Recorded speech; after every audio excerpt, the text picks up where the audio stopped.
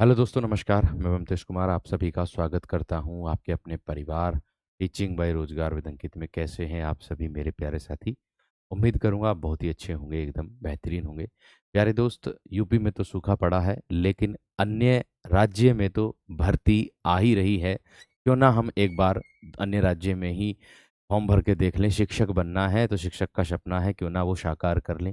तो प्यारे दोस्त, मैं आप लोगों को बता दूं, एमपी टेट वर्ग 3 2025 का नोटिफिकेशन जारी हो गया है। ये आपकी चयन परीक्षा है आप लोगों की। ठीक है। और इसमें कितने पद हैं आप लोगों के आए हैं, और इसमें कौन कौन फॉर्म फॉर्म भर सकता है, और क्या इसमें बदलाव हुआ है। जो परीक्षा है आप लोगों की, कितने नंबर की परीक्षा होती है, कितने प्रश्न आते हैं, वो सारी चीज़ें मैं इसी वीडियो के माध्यम से आप लोगों को जानकारी देने वाला हूँ। और अन्य राज्य वाले क्या फॉर्म भर सकते हैं, और अगर अन्य राज्य वाले फॉर्म भर सकते हैं तो उसके लिए हमें क्या चाहिए। हमें एमपी के कुछ पात्रता मानदंड हैं, वह मेरे दोस्त हमारे पास होने चाहिए, तभी हम फॉर्म को भर सकते हैं। अर्थात मैं कह दूं सीधी सी बात में कि आपका एमपी टेट जो है वो आपका पास होना चाहिए, उत्तीर्ण होना चाहिए, जो उनके न्यूनतम अंक हैं उसका। आगे देखो, इसका जो आवेदन है वो कब से आप लोगों का शुरू होगा। मध्य प्रदेश कर्मचारी चयन मंडल भोपाल की अगर मैं बात करूं, ये देखिए, प्राथमिक शिक्षक चयन परीक्षा 2025, ये ऑनलाइन आवेदन पत्र भरने की जो प्रारंभिक तिथि है वो है आपकी 18/7/2025, और ऑनलाइन आवेदन पत्र भरने की अंतिम तिथि है मेरे दोस्त आप लोगों की 1 अगस्त, यानी कि 18 जुलाई से 1 अगस्त तक। और ऑनलाइन पत्र में संशोधन, यानी कि अगर कोई आपकी त्रुटि हो जाती है तो त्रुटि को सुधारने के लिए भी मेरे दोस्त इसमें तारीख दी गई है। और संशोधन की अंतिम तिथि आपकी 1 अगस्त के बाद से 6 अगस्त तक आप लोग इसमें संशोधन भी कर सकते हो। अनारक्षित अभ्यर्थी के लिए 500 रुपये मेरे दोस्त आप लोगों को पे करना होगा।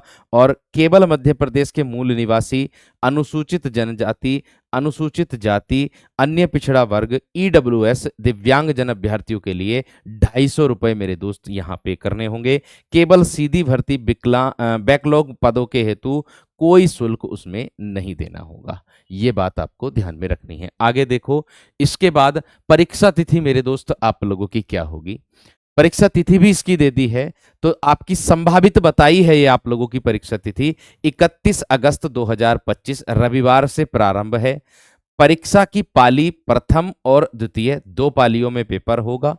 अभ्यर्थियों के लिए मेरे दोस्त रिपोर्टिंग टाइम है प्रातः 8:30 से 10 बजे तक, और महत्वपूर्ण निर्देश पढ़ने का समय भी इसमें दिया गया है। जब आपको पेपर मिलेगा तो उसका निर्देश पढ़ने का समय भी दिया गया है 10:20 से 10:30 बजे, 10:30 बजे तक, यानी कि कुल मिलाकर के 10 मिनट आप लोगों को पेपर के पढ़ने के लिए निर्देश दिए गए हैं।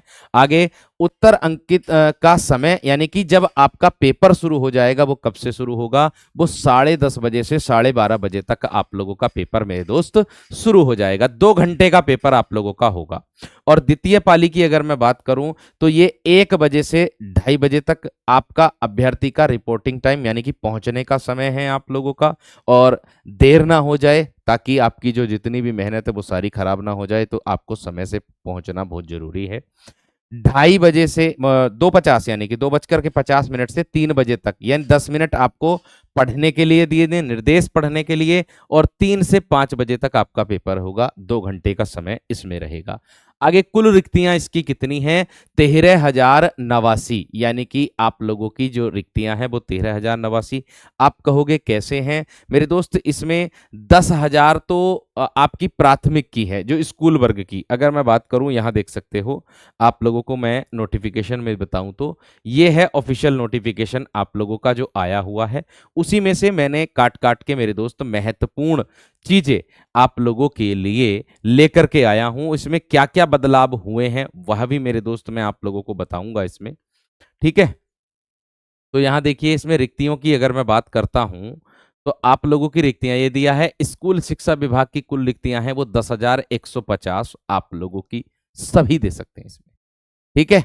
अगर मैं बात करूं मेरे दोस्त आप लोगों से, यहां पर ये अगर मैं बात करूं मेरे दोस्त आप लोगों से, तो ये बैकलॉग की भी है। ये देखिए प्राथमिक शिक्षक की अगर मैं बात करूं, सीधी भर्ती बैकलॉग के पदों की संख्या 1523 है। अनुसूचित जनजाति एसटी संवर्ग हेतु है।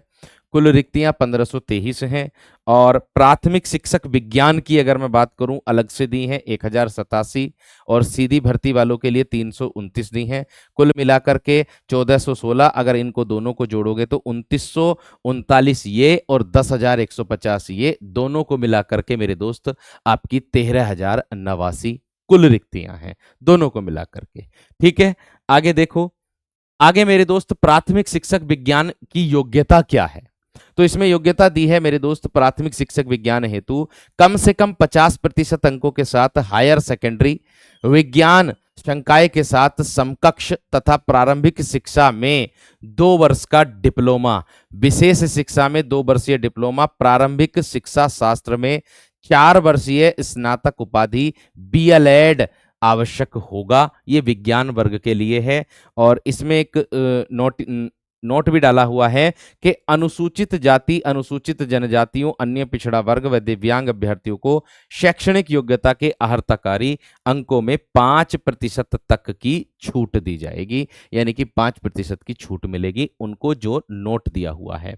आगे आयु सीमा की बात करूं मेरे दोस्त, तो न्यूनतम आयु सीमा मेरे दोस्त 21 वर्ष होगी और अधिकतम आयु 1 जनवरी 2025 यहां से इन्होंने बताई है। पुरुष आवेदक अनारक्षित वर्ग की बात करूं तो अधिकतम आयु इन्होंने 40 वर्ष मेरे दोस्त बताई है। और मध्य प्रदेश के मूल स्थानीय निवासी महिला आवेदक अनारक्षित वर्ग की 45 वर्ष बताई है।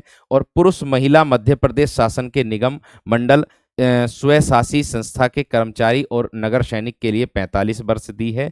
और पुरुष महिला मध्य प्रदेश के आरक्षित वर्ग और अनुसूचित जाति जनजाति मेरे दोस्त वो 45 वर्ष दी है। ये भी बात का ध्यान रखना है आप लोगों को मेरे दोस्त कि अन्य राज्य जो आता है वो मेरे दोस्त आपका जनरल में ही काउंट होता है। ये बात को दिमाग में आपको रखनी होगी। एग्जाम पैटर्न की अगर मैं बात करूं मेरे दोस्त आप लोगों की, प्राथमिक शिक्षक चयन परीक्षा 2025 हेतु ये यहां पर दिया है। एग्जाम पैटर्न इसका ये है, परीक्षा की योजना और पाठ्यक्रम ये आप लोगों का। बदलाव क्या है इसमें, क्या क्या चीजें इसमें हटा दी गई हैं, वह मेरे दोस्त आप लोगों को इस वीडियो में भी साझा करूंगा। देखिए, हिंदी भाषा 15 प्रश्न रहेंगे और कुल अंक 15 रहेंगे।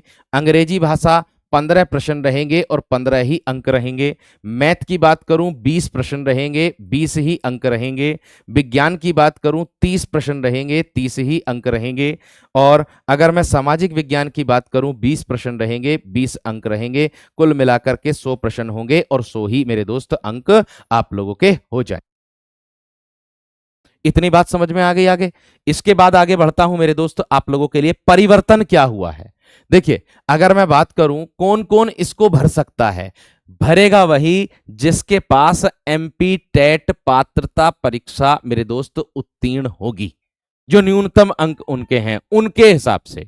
और अगर मैं बात करूं इसमें क्या बदलाव हुआ है, इसमें देखिए आप लोगों को बाल विकास मेरे दोस्त हटा दिया गया है, संस्कृत को हटा दिया गया है और पर्यावरण अध्ययन को हटा दिया गया है। इन तीनों सब्जेक्टों को हटा दिया गया है। आप लोगों की अगर अच्छी तैयारी थी तो कोई बात नहीं, वो जाया नहीं जाएगी, कहीं और काम आ जाएगी। लेकिन इसका जो पाठ्यक्रम रहेगा वो प्रश्नों का स्तर 12वीं कक्षा का मेरे दोस्त रहेगा। 12वीं कक्षा का प्रश्नों का स्तर रहेगा। बात आ रही है हिंदी विषय की। अगर मैं हिंदी विषय की बात करूं तो इसमें सम्मिलित पाठ्यक्रम में प्रश्नों के माध्यम से अंतर्निहित अवधारणाओं संकल्पनाओं की कक्षा 12 स्तर की, यानी कि कक्षा 12वीं की बताया है।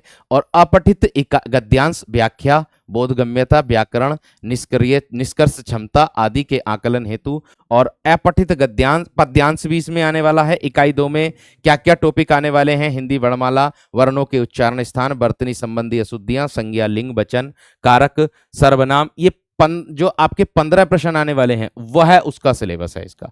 15 प्रश्न 15 ही अंक के। ये हिंदी की बात करूं, ये इंग्लिश की बात करूं, आप लोगों को अनसीन पैसेज इसमें भी मेरे दोस्त मिलने वाला है। व्याकरण से क्या क्या मिलेगा, वन वर्ड सब्स्टिट्यूशन मिलेंगे मेरे दोस्त इसमें, parts of speech, noun, pronoun, है ना, प्रीपोजिशन, कंजक्शन, वर्ब, एडवर्ब्स, है ना, ये सब इसमें टॉपिक आने वाले हैं। गणित में अगर मैं बात करूं इकाई 7, ये यहाँ पर संख्या पद्धति, है ना, और स्थानीय मान हिंदू अरबी अंक पद्धति, अंतर्राष्ट्रीय संख्यांकन पद्धति, ये गुणज, अभाज्य, गुणनखंड, ये पूरी पीडीएफ मैं आपके टीचिंग बाय रोजगार विद अंकित टेलीग्राम चैनल पर जो सिलेबस वाली है वो डाल दूंगा। अगर मैं सिलेबस एक एक करके बताऊंगा तो वीडियो बहुत ज्यादा लंबी हो जाएगी।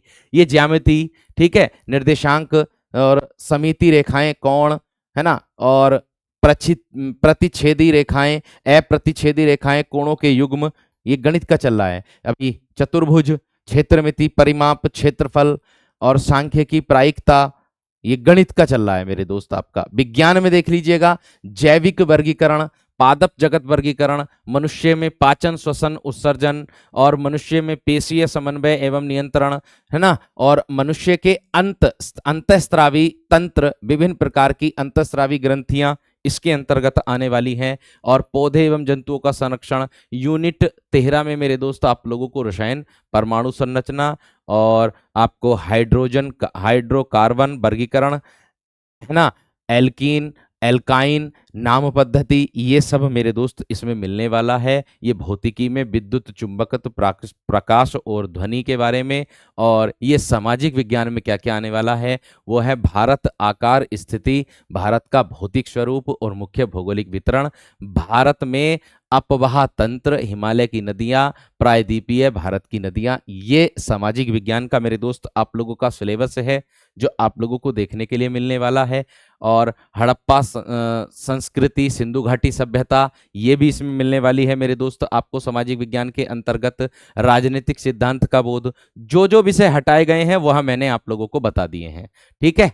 अर्थशास्त्र का अर्थ, है ना, और आपका मेरे दोस्त परिभाषा एवं महत्व, अर्थशास्त्र के विभाग मेरे दोस्त इसके अंतर्गत आ रहे हैं, ठीक है। अंतर्राष्ट्रीय व्यापार, व्यापार संतुलन एवं भुगतान संतुलन का अर्थ, तो ये मेरे दोस्त आप लोगों का सिलेबस है। पैटर्न जो रहेगा वो 12वीं स्तर का रहेगा आप लोगों का। तो आप लोग अगर मेरे दोस्त टीचिंग बाई रोजगार विद अंकित पर आप पहली बार आए हैं तो आप जरूर अपने चैनल को प्यार दें, और इसी तरह की अपडेट पाने के लिए आप लोग जुड़ें हमारे चैनल से, टीचिंग बाय रोजगार विद अंकित से। अगर आपका कोई भी डाउट है मेरे दोस्त तो आप इसी वीडियो के नीचे कमेंट सेक्शन में कर दीजिएगा, वो आपको मेरे दोस्त अगली वीडियो में या आपको कमेंट में रिप्लाई आपको मिल जाएगा, ठीक है। धन्यवाद, नमस्कार।